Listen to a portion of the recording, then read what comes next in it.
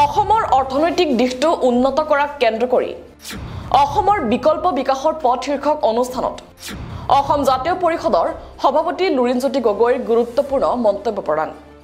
নমস্কাৰ, মই ৰাজশ্ৰী, আপোনালোকে চাই আছে দ্য অপিনিয়ন। সোমবাৰে সুস্থ সমাজ বিকাশ চক্ৰৰ উদ্যোগত অসমৰ বিকল্প বিকাশৰ পথ শীৰ্ষক এক আলোচনা চক্ৰৰ আয়োজন কৰা হয়। এই আলোচনা চক্ৰত অসমৰ অৰ্থনৈতিক দিশটো উন্নত কৰাক কেন্দ্ৰ কৰি লুৰিণজ্যোতি গগৈয়ে কেইবাটাও গুৰুত্বপূৰ্ণ মন্তব্য প্ৰদান কৰে। তেওঁ উল্লেখ কৰা অনুসৰি স্বাধীনতাৰ সময়লৈ অসম এখন অৰ্থনৈতিকভাৱে চহকী ৰাজ্য আছিল। সেই সময়ত অসমৰ জিএছটিপি অৰ্থাৎ ৰাজ্যিক ঘৰুৱা উৎপাদন বৰ্তমানৰ তুলনাত যথেষ্ট ওপৰত আছিল। এখন স্বনিৰ্ভৰশীল ৰাজ্য আছিল অসম। কিন্তু উন্নয়নৰ পথ বিকাশৰ সেই স্বনিৰ্ভৰশীল পথ স্থবিৰ হৈ যোৱাৰ ফলত পুনৰ বিকাশৰ বিকল্প পথ বিচাৰিবলৈ বাধ্য হৈছে অসমীয়া। এই শ্লোগানেৰে আয়োজন কৰা আজি এই বিশেষ অনুষ্ঠান অসমৰ বিকাশৰ বিকল্প পথ সন্ধান কৰিবৰ কাৰণে আয়োজন কৰা এই বিশেষ বিদ্যাতনিক বৌদ্ধিক সভাৰ সন্মানীয় সঞ্চালক শ্ৰদ্ধাৰ বৰুৱা ছাৰ, উপস্থিত সদন যথেষ্ট জ্যেষ্ঠ গণ্যমান্য ব্যক্তি আছে, সন্মানীয় শিক্ষাগুৰু আছে, অসমৰ জাতীয় জীৱনৰ স্বনামধন্য ব্যক্তিসকল আছে, আমাৰ ৰাইজৰ দলৰ নেতা আছে। আমি সকলোকে সম্বোধন কৰিছোঁ যিহেতু সময় কম। ইতিমধ্যে আমি সকলোৱে গম পাইছোঁ যে আজি এই আলোচনা সভাৰ লক্ষ্য আৰু উদ্দেশ্য পৃথক, বেলেগ। আমি যিহেতু সাম্প্ৰতিক সময়ৰ যিমানবোৰ মডেল আছে, মোদী মডেলেই কওক, সোণোৱাল বা শৰ্মাৰ মডেলেই কওক, ক'তো আমি জাতীয় জীৱনৰ বিকল্পৰ পথৰ সন্ধান যিহেতু পোৱা নাই, আমি উন্নয়নৰ যিহেতু সন্ধান পোৱা নাই, গতিকে আমি অসমৰ জাতীয় জীৱনৰ কাৰণে বিকল্প পথৰ সন্ধান কৰিব লগা হৈছে বা কৰিবৰ কাৰণে আমি চিন্তা চৰ্চা কৰিছোঁ। আৰু এই ক্ষেত্ৰত আঞ্চলিক দলসমূহৰ দৃষ্টিভংগী কেনে হোৱা উচিত বা আমাৰ কেনেকুৱা ধৰণৰ ভিজন আছে, কেনেকুৱা ধৰণৰ ভৱিষ্যত দৰ্শন আছে, সেই সম্পৰ্কতে আজি এই আলোচনা সভা আয়োজন কৰিছে। গতিকে আমিও যিমান পাৰি 15 মিনিটত আমি হয়তো সকলো কথা ক'ব নোৱাৰিম, কিন্তু তথাপিও যি ভাবিছোঁ, আমাৰ যিটো মন মগজুত চলি থকা যিটো চিন্তা, যি ধাৰণা, সেইটোকে উপস্থাপন কৰিবলৈ অকণমান চেষ্টা কৰিম। ভুল ত্ৰুটি হয়তো হ'ব পাৰে। প্ৰথম কথা, বিশেষকৈ অৰ্থনৈতিক বিষয়টো যিহেতু সীমাবদ্ধ কৰি ৰাখিব হৈছে, অৰ্থনৈতিক কথা বতৰাবোৰকে আমি ক'বলৈ চেষ্টা কৰিম। যদিও অৰ্থনৈতিক বিকাশৰ লগত শিক্ষা আৰু গৱেষণা এটা জড়িত হৈ থাকে, গুৰুত্বপূৰ্ণ বিষয়। আমি অসম কেতিয়াও দুখীয়া নাছিলোঁ স্বাধীনতাৰ সময়লৈকে। ঐতিহাসিক সমলে আৰু তথ্যই কয়, আমি স্বাধীনতাৰ সময়ত আমাৰ জিএছটিপি দেশৰ সকলো ৰাজ্যবোৰৰ ভিতৰতে একেবাৰে ওপৰৰ 5খন বা 10খন ৰাজ্যৰ ভিতৰত অসমৰ আছিল। কিন্তু হঠাৎ সেইটো সময়ত কেৱল মাত্ৰ আমি লোনহে আমদানি কৰিছিলোঁ। আমি এখন আত্মনিৰ্ভৰশীল স্বনিৰ্ভৰশীল ৰাজ্য হিচাপে আমি মেৰুদণ্ড পোনাই আমি শিৰ উচ্চ কৰি আছিলোঁ। কিন্তু হঠাৎ এই যিটো উন্নয়নৰ যাত্ৰা, বিকাশৰ ধাৰা, সেইটো স্থবিৰ হ'ল বা আগতকৈ স্খলন ঘটিল, যাৰ ফলত আজি আমাৰ এই অৱস্থা, আজি পুনৰ বিকাশৰ বিকল্প পথৰ আমি সন্ধান কৰিব লগা হৈছে। তেওঁ লগতে উল্লেখ কৰে যে অসম প্ৰাকৃতিকভাৱে এখন চহকী ৰাজ্য। অসমৰ চাহপাত, খনিজ পদাৰ্থ, বাঁহ বেত, ৰবৰ আদি বিভিন্ন প্ৰাকৃতিক সম্পদ ভৰি আছে। কিন্তু অসমতকৈ বহু পিছত ৰাজস্থান আৰু গুজৰাটে খনন কাৰ্যত গুৰুত্ব আৰোপ কৰি আন্তঃগাঁথনি মজবুত কৰিলে, যাৰ ফলত দেশৰ ভিতৰতে এই ৰাজ্যসমূহৰ জাতীয় পুঁজি অসমতকৈ অধিক বৃদ্ধি হৈ পৰিল। আপোনালোকে সকলোৱে জানে যে আমাৰ প্ৰাকৃতিক সম্পদৰে ভৰপূৰ এখন ৰাজ্য, য'ত পেট্ৰলিয়াম, চাহ শিল্প, বাঁহ, বেত, কাঠ, ৰবৰ আৰু আন বিভিন্ন প্ৰাকৃতিক সম্পদ, কয়লা, এইবোৰে পৰিপূৰ্ণ এখন ৰাজ্য। 1901 চনত পেট্ৰলিয়ামৰ খনন আৰু উৎপাদন আৰম্ভ হোৱা এখন অসম, য'ত এছিয়াৰ প্ৰথমটো শোধনাগাৰ ডিগবৈত আৰম্ভ কৰিছিল। আৰু 1970 চনলৈকে দেশৰ মুঠ উৎপাদনৰ 50% পেট্ৰলিয়ামৰ উৎপাদন আমি অসমে কৰিছিলোঁ। আজিও যি তথ্য, এই তথ্য যদি আপুনি চায় তেতিয়াহ'লে দেখিব যে পেট্ৰলিয়াম মন্ত্ৰী হৰদীপ সিঙে শেহতীয়াকৈ পৌৰসভাত হৰদীপ সিং পুৰীয়ে দিয়া তথ্য মতে 2023 চনৰ 4 ডিচেম্বৰত কৈছে যে অসমত আমি এতিয়াও পেট্ৰলিয়াম 14% উৎপাদন কৰি আছোঁ দেশৰ ভিতৰতে। গেছ দেশৰ ভিতৰতে 10% উৎপাদন কৰি আছো আৰু আজিও চাহপাত দেশৰ ভিতৰতে 50%তকৈ বেছি উৎপাদন কৰোঁ কিন্তু ইমান উৎপাদন কৰাৰ পাছতো আমি পেট্ৰলিয়াম 70 চনলৈকে 50% আমাৰ প্ৰডাকশ্যন কেপাচিটি আছিলে যদিও ৰিফাইনিং কৰিবৰ কাৰণে আমি যুঁজিব লগা হ'ল মৰিলে মানুহ যেটো হেতু সময়ত ইকনমিক্যালি ভায়াবল এটা ৰিফাইনাৰী তেতিয়া 3 মিলিয়ন মেট্ৰিক টন আছে যেটো আজি ইকনমিক্যালি ভায়াবল যেটো ৰিফাইনাৰী তাৰ কেপাচিটি 9 মিলিয়ন মেট্ৰিক টন যেটো কৰিবৰ কাৰণে এতিয়াও এই যে 22000 কোটি না 24000 কোটি টকা দিছে নুমলীগড় ৰিফাইনাৰী কিন্তু এতিয়া নতুন মানে ইকনমিক্যালি ভায়াবল এটা ৰিফাইনাৰী হ'বলে 9 মিলিয়ন মেট্ৰিক টন উৎপাদন ক্ষমতা লাগে তেতিয়াতে 3 মিলিয়ন মেট্ৰিক টন আছে তেতিয়া আমাক নিদিছিলে 1 মিলিয়ন মেট্ৰিক টন আছিলে ডিগবৈ 2.35 আছিলে আমাৰ এটো নুনমাটি 2.67 আছিলে বঙাইগাঁও 3 মিলিয়নৰ কাৰণে হাহাকাৰে তই উতলা ৰিফাইনাৰী বুলি কৈছে মানে আমাৰ মই প্ৰথম প্ৰাকৃতিক সম্পদৰে আৰম্ভ কৰিছো তাৰ পিছত কৃষি আৰু তাৰ পিছত আন যিবোৰ নন কনভেনচনেল এৰিয়া অপৰম্পৰাগত খণ্ড যিবোৰ তালে যাবলৈ মই চেষ্টা কৰিম আমাৰ যেটো সেই সময়ত আমি মানে এটা মডেল যেতিয়া আজি বহুত দেৰিকে আমাতকৈ বহুত দেৰিকে উৎপাদন আৰম্ভ কৰা গুজৰাট আৰু ৰাজস্থানৰ কথা যদি আপোনালোকে চাই দেখিব যে Gujarat state petroleum corporation limited তেওঁলোকে গঢ়ি পেট্ৰলিয়ামৰ উৎপাদন খনন শোধন আৰু শক্তি উৎপাদন লাগি গ'ল যাৰ ফলত দেশৰ পুঁজি ৰাজ্যৰ পুঁজি মানে জাতীয় পুঁজি জাতীয় অৰ্থনীতিৰ ভেটি শক্তিশালী আৰু সুদৃঢ় হ'ল কেনেকে ৰাজস্থান একে কথা Rajasthan state petroleum corporation limited এইবোৰ হ'ল তেওঁলোক আমাতকৈ বেছি জাতীয়তাবাদী আমি কেৱল মাত্ৰ শ্লোগান ধৰ্মী জাতীয়তাবাদত আমি সকলোৱে বিশ্বাস কৰোঁ সেইকাৰণে অসম বচাওক আৰু অসম গঢ়ক অসম গঢ়িবলৈ হ'লে প্ৰথম অসমক বচাই ল'ব লাগিব গতিকে আজি আমাৰ যিমানবোৰ কথা ক'লে যিমান জাতীয়তাবাদী নেতা দল সংগঠন আমাৰ নেতা যিবোৰক আমি নাম কৈ থাকোঁ কোনেও এটা বাস্তৱধৰ্মী উন্নয়নৰ য'ত জীৱন ধাৰণৰ মানদণ্ড উন্নত হয় তেনেকুৱা ধৰণৰ ইকনমিক মডেল এটা আজিলৈকে দিব নোৱাৰিলে য'ত স্বাৱলম্বী হোৱাৰ বাট মুকলি হয় আনকি জাতীয়তাবাদী শ্লোগান দিয়া কোনো এগৰাকী জাতীয়তাবাদী নেতায়ো ৰাজ্যখনক অৰ্থনৈতিকভাৱে স্বাৱলম্বী কৰি তোলাৰ এক বাস্তৱধৰ্মী বিকল্প দিবলৈ অসমৰ্থ হৈছে বুলি উল্লেখ কৰিছে লুৰিণজ্যোতি গগৈয়ে এইটো মৌলিক কথা এই কথাটোৰ কাৰণে আজি আমি ইমান পিছ পৰি আছো এইটো বেমাৰ আমি আচলতে চিনাক্তকৰণ কৰিব লাগিব সেইকাৰণে প্ৰথম কামটো আমি যিমানে যি কিতাপত নিলিখো লাগিলে প্ৰথম কামটো হ'ব লাগিব আমাৰ ফিল্ড সাৰ্ভেটো আৰু গৱেষণা যে পটেনচিয়েলিটি ক'ত আছে মোক এগৰাকী বিখ্যাত মানুহে কৈছিল যে বেলেগৰ যিটো নাই আমাৰ যিটো আছে এটুক লৈ প্ৰতিযোগিতা কৰাটো সহজ আৰু সুবিধাজনক আমি ফাৰ্ষ্ট মানে আমি অৰ্কিডত বহুত আগত আছিলোঁ কিন্তু মালয়েছিয়া আৰু ইণ্ডোনেছিয়াৰ আগবাঢ়ি গুচি যোৱাৰ কাৰণে আজি কম্পিটিশ্যন কৰিব লাগিব তো কৈলাম নাই বেয়া পাইলাম নাই লৈ গ'ল হঠাৎ আমাৰ ঘৰৰ পৰা ইভেন এন্টমলজিকেল যদি ৰিচাৰ্চ বিদেশৰ মানে আমাৰ বিশ্ববিদ্যালয়লৈ বেলেগ নাহে কিছুমান কথাৰ কাৰণে আহে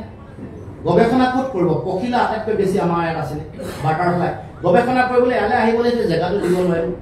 আটাইতকৈ বেছি ইনচেক্ট ইয়াত আছে আটাইতকৈ বেছি স্পাইডাৰ তাৰমানে মকৰা আটাইতকৈ বেছি ইয়াতে আছে গৱেষণা কৰিবলৈ যদি আহে আমেৰিকা আৰু ইউৰোপৰ পৰা তালে কৰিব লাগিব তেওঁলোকে আহিলেহে আমি ধনী হ'ম বা নতুন এটা ক্ষেত্ৰ উন্মোচিত হ'ব গতিকে এই কথা বতৰাবোৰ আমি সেইকাৰণে প্ৰথম ৰিচাৰ্চ কৰিব লাগিব যে আমি ধৰি ল'ব লাগে যে প্ৰাকৃতিক সম্পদ নাই খতম হৈ গ'ল উক্ত ভাষণত নীতি আয়োগৰ বহনক্ষম উন্নয়নৰ 2023-24 বৰ্ষৰ সমীক্ষাৰ তথ্য দাঙি ধৰে লুৰিণজ্যোতি গগৈয়ে য'ত তেওঁ উল্লেখ কৰে যে দেশৰ দৰিদ্ৰ ৰাজ্যৰ তালিকাত অসমৰ স্থান আছে 10 নম্বৰত ভোকাতুৰ সূচাংকত অসমৰ স্থান আছে 22 নম্বৰত স্বাস্থ্যৰ ক্ষেত্ৰত অসমৰ স্থান 25 নম্বৰত বিশুদ্ধ খোৱাপানীৰ ক্ষেত্ৰত অসমৰ স্থান 22 নম্বৰত শিক্ষাৰ ক্ষেত্ৰত 25 নম্বৰত আৰু কৰ্মসংস্থাপনৰ ক্ষেত্ৰত 23 নম্বৰত আছে অসম আৰু এই স্থান উন্নীতকৰণ কৰিবলৈ ৰাজ্যৰ প্ৰাকৃতিক সম্পদক কেন্দ্ৰ কৰি এক বিকল্প ব্যৱস্থা গ্ৰহণ কৰিব লাগিব বুলি উল্লেখ কৰে লুৰিণজ্যোতি গগৈয়ে আৰু লগতে তেওঁ কি গুৰুত্বপূৰ্ণ কথা ক'লে চাওক নোহোৱা নাই বুলি ধৰি ল'লে আমি কেনেকৈ আৰম্ভ কৰিম আমি কি কৰিম আৰু আছে বুলি ধৰিলে দুটা মডেল হ'ব লাগে যে আছে এইবোৰক কেনেকৈ ব্যৱহাৰ কৰিম প্ৰাকৃতিক সম্পদ পেট্ৰলিয়াম বা এতিয়া যে সিন্ডিকেট চলি আছে কয়লাবোৰক কি কৰিব পৰা সম্ভাৱনা আছে বা আমাৰ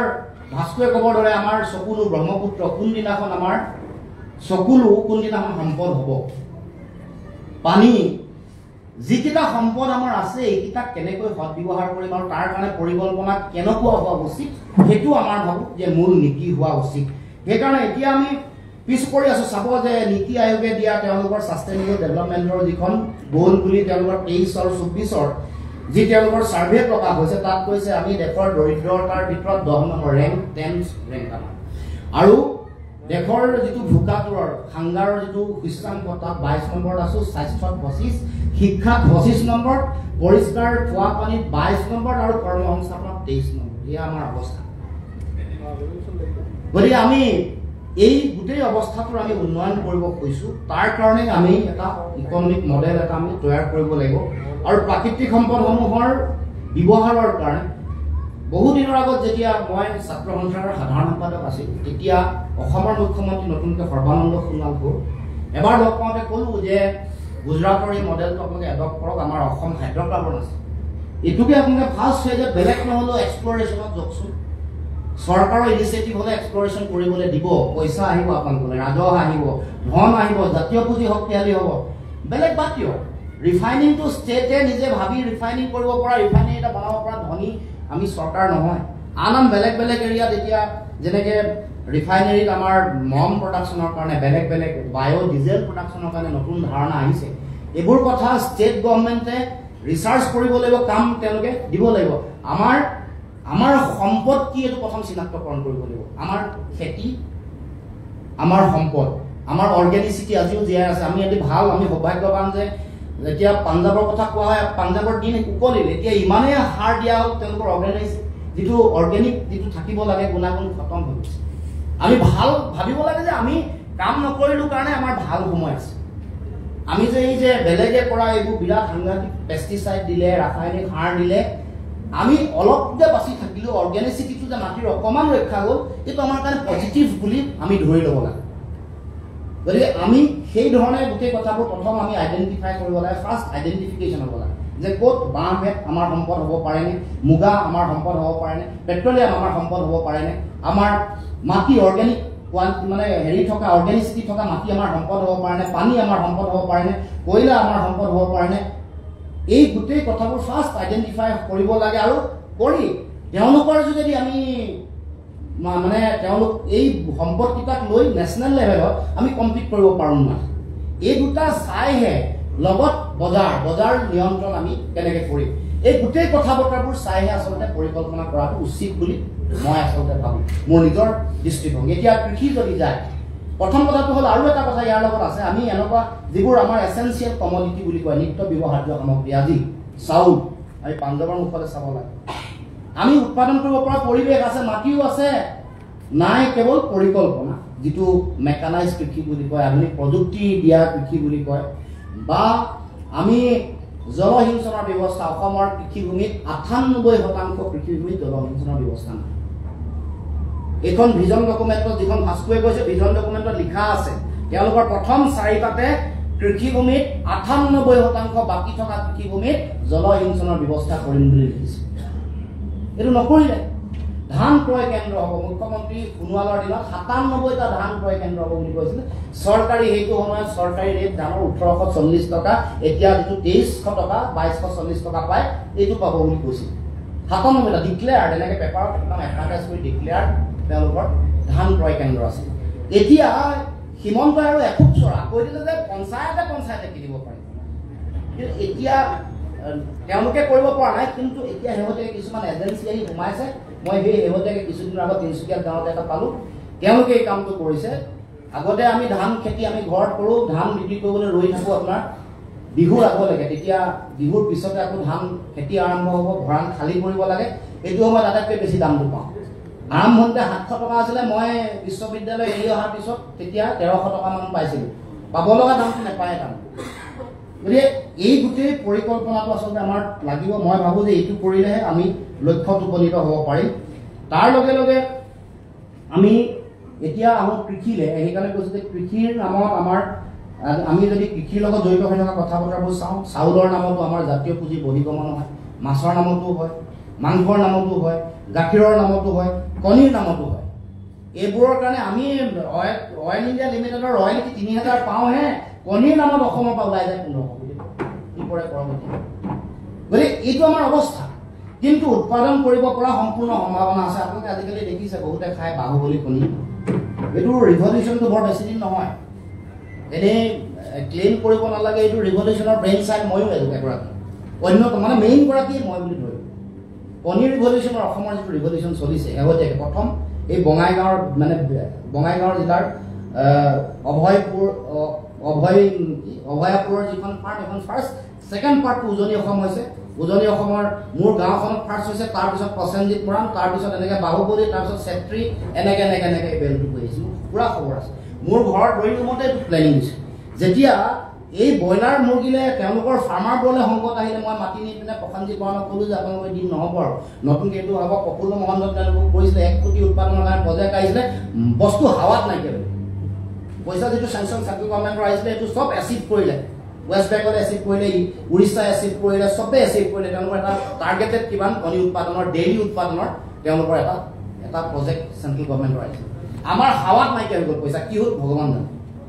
গতিকে তাৰ একো নহ'ল অৰ্গেনাইজডভাৱে কণী উৎপাদনৰ আজিও মই ভাবোঁ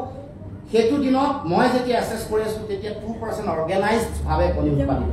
98% বাহিৰৰ পৰা আহিব লাগে তিনিচুকীয়া ডিব্ৰুগড় জিলাই 3.5 লাখ কণী ডেইলি খায়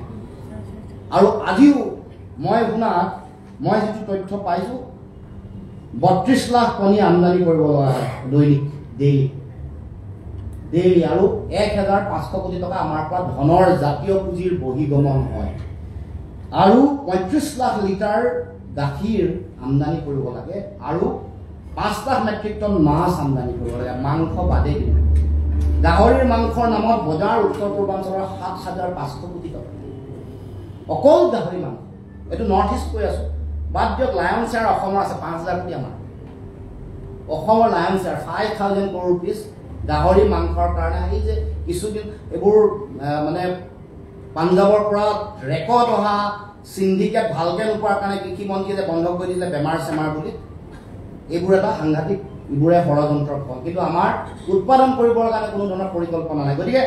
মই একেবাৰে প্লেন ৱেত কৰা নাই অসংগঠিতভাৱে কৈছোঁ এইবোৰ এৰিয়া ইয়াক খুব ডিচিপ্লিন ৱেত আমি ঠিক কৰিব লাগিব এইবোৰ এৰিয়াত আমি কাম কৰাৰ সম্ভাৱনা পূৰ্ণ আছে এইবোৰত আমি বহুত কাম কৰিব পাৰোঁ এইবোৰ কাম কৰিলেহে আমি বিকাশৰ যিটো বিকল্প ধাৰাৰ সন্ধান পাম আজিলৈকে চৰকাৰে যিমান কৰিছে ভোট কেন্দ্ৰিক কৰিব ভোট কেনেকৈ পাব লাগে বেনিফিচিয়াৰী কেনেকৈ বনাব লাগে উৎপাদনশীলতা শেষ কৰি দিছে মানুহে দুটা কথা যেতিয়াই বজাৰ পাব যেতিয়াই বজাৰখনৰ নিয়ন্ত্ৰণ আমাৰ মানুহৰ হাতত থাকিব যেতিয়াই গাঁৱত 2 বিঘা 5 বিঘা 10 বিঘা খেতি কৰা মানুহেও চাইকেলত 2 কুইণ্টেল ধান লৈ এতিয়া চৰকাৰী ৰেট 3,000 টকা বা 2,040 টকা 2,340 টকা 2,240 টকা পাব তেতিয়াহে মানুহে খেতি কৰা আৰম্ভ কৰিব মানে দুটা লাগিব এটা গভৰ্ণমেণ্টৰ ইনিচিয়েটিভত বজাৰৰ নিয়ন্ত্ৰণ বা বজাৰত আমি পাব লগা প্ৰাপ্য অধিকাৰ বা ন্যায় পাব লাগিব দ্বিতীয় ছ'চিয়েল ৰিকগনিশ্যন পাব আজি কৃষি কৰা মানুহৰ এটা সামাজিক সংকট কৃষক বুলি সমাজতো মূল্য নিদিয়ে গতিকে এই কথা বতৰাবোৰ আমি চাব লাগিব সামাজিক মূল্য মানে বিয়া পাতিবলৈ ছোৱালী নাপায় কৃষকে ভাল কৃষকসকলে এইটো সামাজিক এইটো জড়িত হৈ থকা কথা যদিও ক'ব নলগা কথা তথাপিও কৈছোঁ যে ইটোৰ লগত ইটো জড়িত মানুহক উৎসাহিত কৰিব লাগিব এইটো কোনে উৎসাহিত কৰিব চৰকাৰী যন্ত্ৰই কৰিব লাগিব পৰিকল্পনা লাগিব এতিয়া কোনো ধৰণৰ আপোনাৰ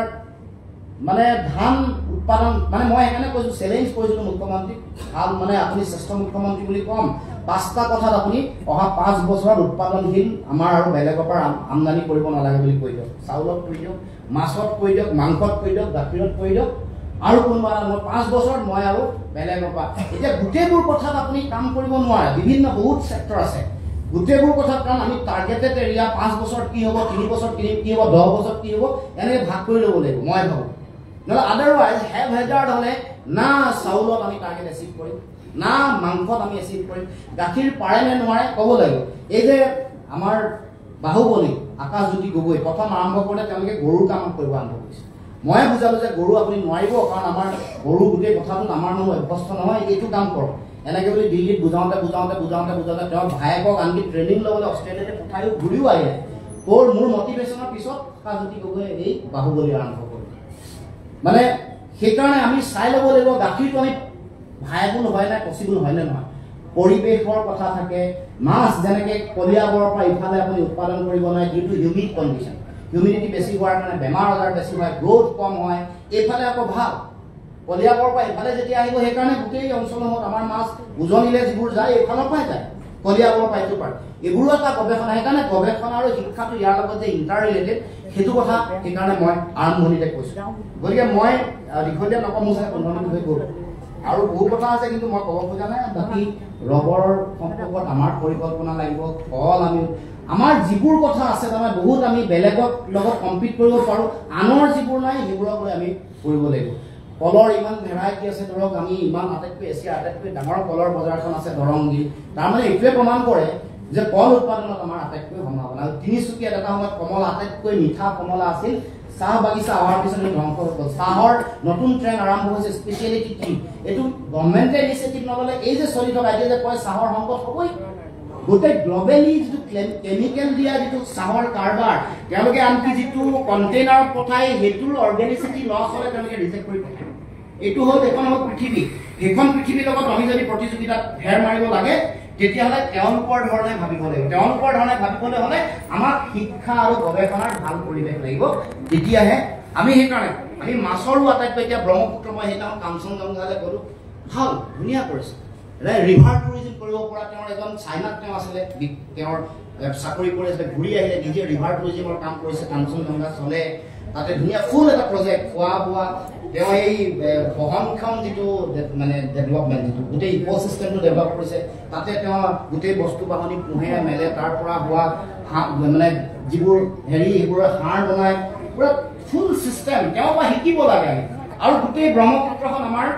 আমাৰ মানে চকুলো নাইকিয়া হৈ, ব্ৰহ্মপুত্ৰৰ উপনৈ চকুলো নাইকিয়া হৈ সম্পদ হৈ যাব যদিহে ৰিভাৰ টুৰিজিমটো আমি কৰিব পাৰোঁ। টুৰিজিম আটাইতকৈ বেছি সম্ভাৱনা থকা অসমৰ এতিয়া আটাইতকৈ বেছি ডাঙৰ উদ্যোগ, মানে এইটো ইক' টুৰিজিমে কওক, এইটো আপুনি ৰিভাৰ টুৰিজিমে কওক, এইটো গ্ৰাম্য টুৰিজিমে কওক, এইটো আপুনি কালচাৰেল টুৰিজিমে কওক, যিয়ে নকওক বিভিন্ন ধৰণৰ চেক্টৰ আইডেণ্টিফাই কৰি তাত যদি কাম কৰে, পৰিকল্পনা যদি কৰে, পইচা আহিব। পইচা আহিলে আমি ধনী হ'ম, তেতিয়া আমাৰ জীৱন ধাৰণৰ মানদণ্ড উন্নত হ'ব। এতিয়া মানুহক এনেকৈ কৈ দিব লাগে, একেবাৰে খোলাকৈ ক'ব লাগে যে পইচা লাগে, পইচা লাগে, ধনী হ'ব লাগে, ধনী হ'লে আমি আমাৰ সভ্যতাটো আগবাঢ়িব। এটা উদাহৰণ, মই যেতিয়া গ্ৰীচে গোটেই পৃথিৱী যেতিয়া শাসন কৰি মানে আলেকজেণ্ডাৰ আহি ভাৰতবৰ্ষৰ ওচৰত পাইছিলেহি, তেতিয়া মানে গ্ৰীকসকলৰ একেবাৰে নদন বদন, বিজ্ঞান প্ৰযুক্তিবিদ্যাত সাংঘাতিক তেওঁলোকে কাম কাজ কৰিছে, আৰ্কিমিডিছকে ধৰি বিভিন্ন মানুহ। তাৰপাছত ব্ৰিটিছে যেতিয়া গোটেই পৃথিৱীত বেলি মাৰ নোযোৱা অৱস্থা, গোটেই পৃথিৱীত তেওঁলোকে শাসন কৰিছে, তেতিয়া তেওঁলোকৰ মাজত নিউটনকে ধৰি বিভিন্ন ধৰণৰ বিজ্ঞানী, বিভিন্ন সাহিত্যিক সৃষ্টি হৈছে। তাৰমানে ইকনমি যেতিয়া ভাল হ'ব, তেতিয়া এখন ৰাজ্য বা এটা জাতিৰ তেওঁলোকৰ সামূহিক কথা বতৰা, তেওঁলোকৰ শাসন ব্যৱস্থা, তেওঁলোকৰ সকলো কথা ভাল হ'ব। গতিকে এইখিনি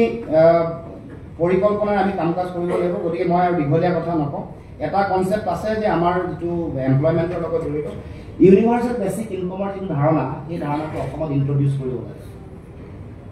খালি তাৰ লগত প্ৰডাক্টিভিটি, উৎপাদনশীল মানুহ হিচাপে, মানৱ সম্পদ হিচাপে গঢ়িবলৈ, মানে এনেই ঘৰত বহি মোবাইলত পাবজি খেলি আছে আৰু তেওঁ ইউনিভাৰ্চেল বেচিক ইনকমৰ অধীনত তেওঁক পইচা দিলোঁ ডেকা প্ৰজন্মক, এইটো হ'লে ভুল হ'ব। যি উৎপাদনশীল এৰিয়াত যি অংশগ্ৰহণ কৰিব, তেওঁক পৃথিৱীত ইউনিভাৰ্চেল বেচিক ইনকমৰ লৈ দুটা ডিবেট আছে, বহুতে বেয়া বুলি কয়, বহুতে ভাল কয়। আমি খালি ইয়াত লগাই দিব লাগে নিজৰ ধৰণে অকণমান এইটো সংশোধন কৰি যে যি উৎপাদনশীলতাত জড়িত হ'ব তেওঁকহে ইউনিভাৰ্চেল বেচিক ইনকম দিয়া হ'ব।